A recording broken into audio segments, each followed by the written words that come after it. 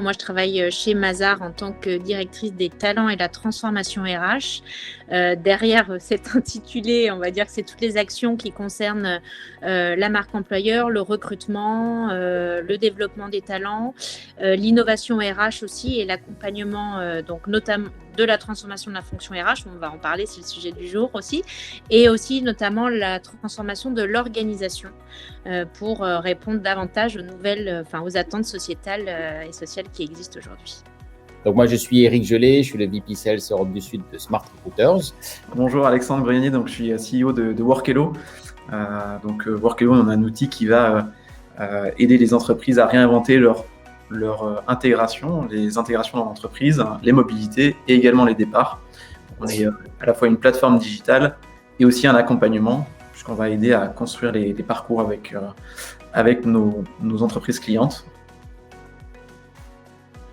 Optimiser l'expérience de nos recruteurs, parce que ça, je pense, c'est très important, et optimiser l'expérience de nos candidats. Et alors, de fait, moi, j'adresse une cible extrêmement jeune, et je pense qu'aujourd'hui, la digitalisation est incontournable dans la transformation de nos métiers. Il n'y a pas que ça, mais c'est un élément extrêmement important.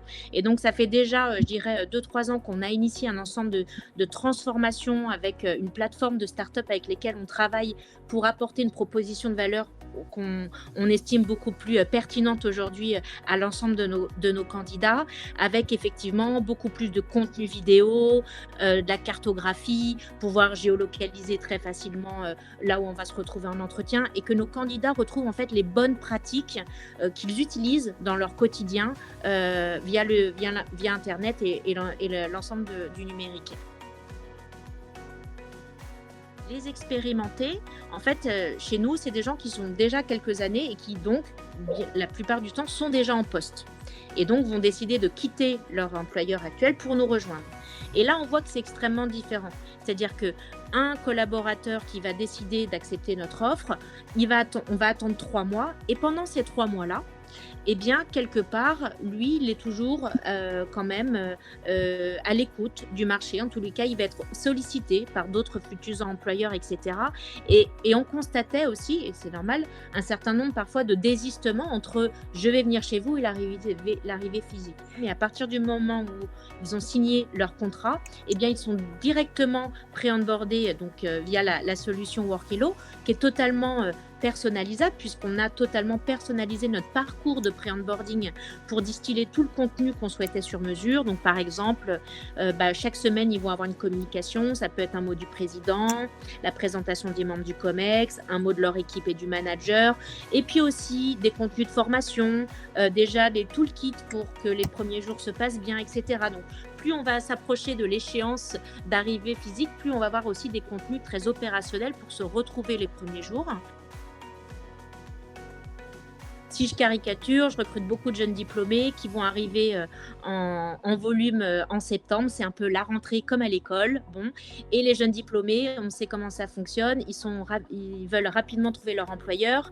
Une fois que c'est signé, ils se disent « ça y est, je profite de mes dernières grandes vacances, 2 mois, je vais faire la fête, j'ai trouvé mon employeur et je débuterai ». Donc, globalement, on a un onboarding plutôt, alors très conséquent, mais plutôt classique on attend leur arrivée physique et là, on part en séminaire, 1 semaine. Alors ça, on verra que cette année, on n'a pas pu faire exactement ça, mais dès la rentrée prochaine, on l'espère. Mais normalement, on fait ça, on va en séminaire, tous ensemble, la direction, les jeunes, on les forme. Et là, on leur adresse un certain nombre de messages, de valeurs, la culture d'entreprise. Bien le terme de RH augmenté, parce que je ne crois pas en la disparition de notre métier. Ça, c'est évident. Je me dis, on a encore de beaux jours devant nous, compte tenu des challenges à adresser. Par contre, pouvoir être outillé pour mieux qualifier notre temps.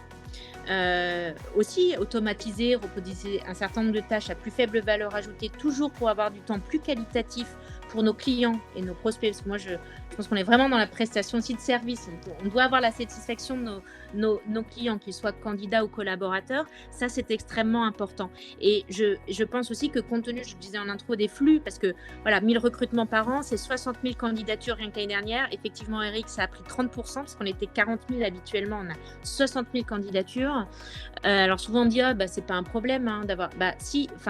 oui et non, sauf si on se donne l'engagement de répondre aux 60 000 candidatures. Et là, ça devient tout un enjeu.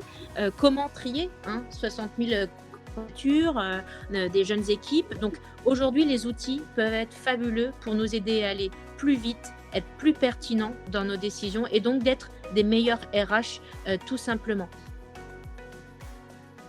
Quel que soit, je dirais, le profil, l'enjeu, je trouve depuis un an, c'est d'abord de rassurer et d'être très transparent avec les candidats. C'est-à-dire que les candidats aujourd'hui sont un petit peu en attente d'un certain nombre de réponses, notamment pour les rassurer, alors que ce soit des jeunes diplômés qui arrivent sur le marché du travail et qui découvrent un peu tout avec en plus un contexte qui n'est pas évident, et puis aussi des gens qui sont déjà en poste, qui ont envie de changer.